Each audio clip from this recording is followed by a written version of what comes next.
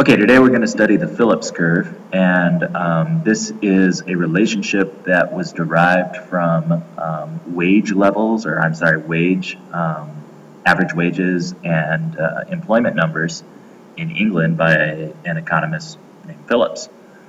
So he gets to call it what he wants. So the main thing that we're studying here is the idea of a trade-off between two things, so we might talk about opportunity cost or something like that. Anyhow, if you want to read more about it, about the history of how Phillips came up with this curve, it's in 318 in your book. But before we get there, let's actually go back a second and look at the aggregate demand and aggregate supply model with which you're already familiar. Okay? Remember here, we say that at a certain price level, we're going to see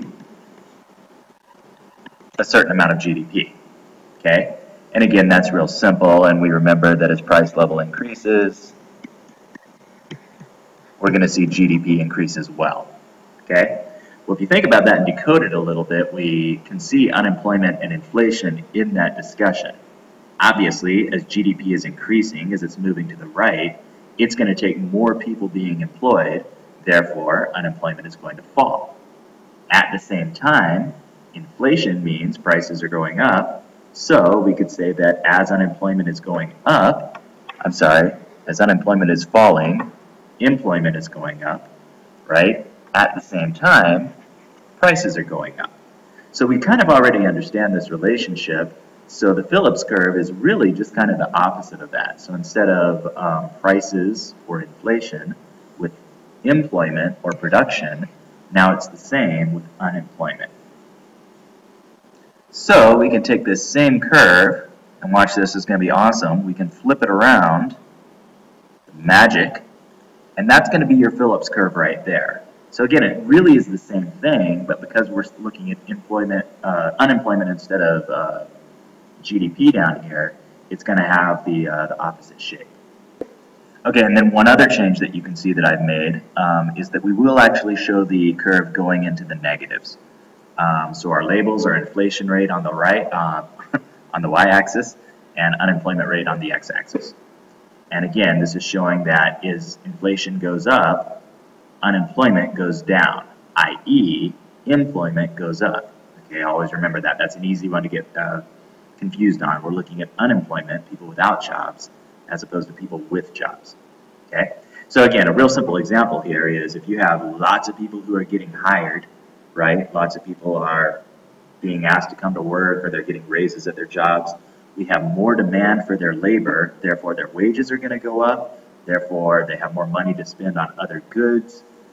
Since the price of their wages are going up, the input cost of firms are going up. Anyway, all those things together are going to cause prices to go up, all right? So that's all we're showing with what we call the Phillips curve.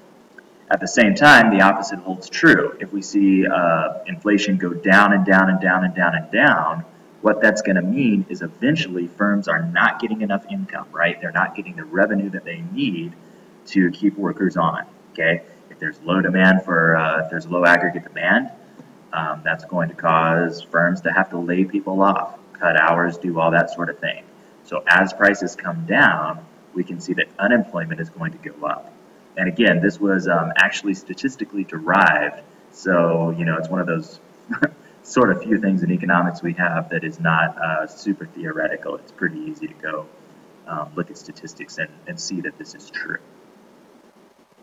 Okay, so now we need to play around with this a little bit and see what can happen. Let's assume that instead of being maybe right here at 7% unemployment,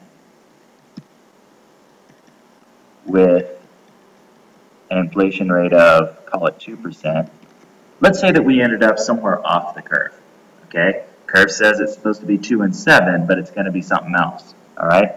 So let's say we end up here at a point right there. So now we have 7% with, sorry, that was meant to be 5%, okay? Well, again, if the curve is correct, what we're meant to see is that there should never really be anything that is off of the curve.